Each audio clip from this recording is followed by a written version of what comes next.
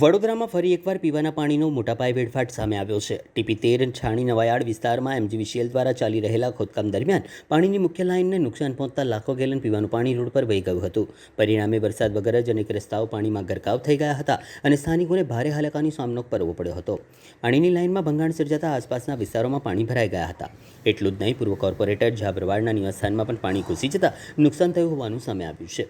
અચાનક પાણી ભરાતા સ્થાનિકોમાં રોષ જોવા મળ્યો હતો. સ્થાનિકોના કહ્યા મુજબ પાલિકા અને MGVCL વચ્ચે સંકલનના અભાવને કારણે આ ઘટના બની છે. ખોદકામ શરૂ કરતા પહેલા પાણીની લાઇનનું યોગ્ય આયોજન અને તકેદારી રાખવામાં આવી હોત તો લાખો ગેલન પીવાના પાણીનો વેડફાટ અટકાવી શકાયો હોત. સ્થાનિકોએ જવાબદાર અધિકારીઓ અને સંબંધિત એજન્સી સામે કડક કાર્યવાહી કરવાની તેમજ ભવિષ્યમાં આવી બેદરકારી ન બને તે માટે અસરકારક આયોજન કરવાની માંગ કરી છે. છેલ્લા 2-3 દિવસથી GEB વાળા આ રોડ પર કંઈક OFC કેબલ નાખી રહ્યા છે, અંડરગ્રાઉન્ડ કેબલનું કામ કરી રહ્યા છે. વડોદરા શહેરમાં કમિશનરના દર વખતે પરિપત્ર હોય છે કે જૂન મહિનામાં કોઈ પણ જગ્યાએ ખોદવું નહીં. એક બાજુ આ રોડ નવો બન્યો છે, હજી હમણાં જ રોડ બનાવ્યો, હજી રોડનું કામ બી પૂરું નથી થયું. તેમ છતાં GEB વાળા જે ઠેર OFC કેબલના નામે ખોદકામ કરી રહ્યા છે, એના કારણે TP13માં ધર્મસિંહ દેસાઈ માર્ગ પર ખૂબ જ મોટી લાઇન, જે મેઇન પાણીની લાઇન છે, આખી ડેમેજ કરી નાખી. એના કારણે લાખો કરોડો ગેલન પાણીનો વેડફાટ થયો, પાણીનો બગાડ થયો છે. એક બાજુ લોકોને પીવાનું પાણી મળતું નથી.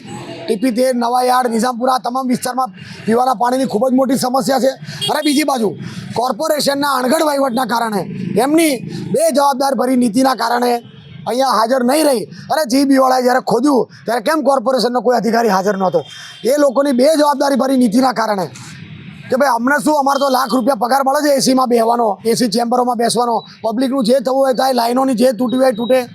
એ લોકોની કોઈ જવાબદારી જ નથી. તો જવાબદાર અધિકારીઓ સામે પગલાં ભરવામાં આવે, GEBના 25 લાખનો દંડ કરવામાં આવે. કારણ કે આ લોકો વારંવાર મેઇન લાઇન તોડી નાખે છે. અને આ રોડ હજી હમણાં જ બન્યો છે, તો કેમ અત્યારે અંડરગ્રાઉન્ડ કેબલ કરવાની જરૂર પડી? આ રોડ હજી હમણાં જ બન્યો, કરોડોનો રોડ, અને તાત્કાલિક એ લોકોએ લાઇન નાખવાનું ચાલુ કરી દીધું GEBની. તો પહેલાં કેમ એ લોકોએ નાખી નહીં? તો આ જે સંકલનના અભાવના કારણે, એકબીજાના મિસકોમ્યુનિકેશનના કારણે જે રીતે કોર્પોરેશનને આર્થિક નુકસાન થઈ રહ્યું છે, એની ભરપાઈ આ લોકો પાસેથી કરવામાં આવે અને જવાબદાર અધિકારી સામે પગલાં ભરવામાં આવે, એ મારી માંગણી છે.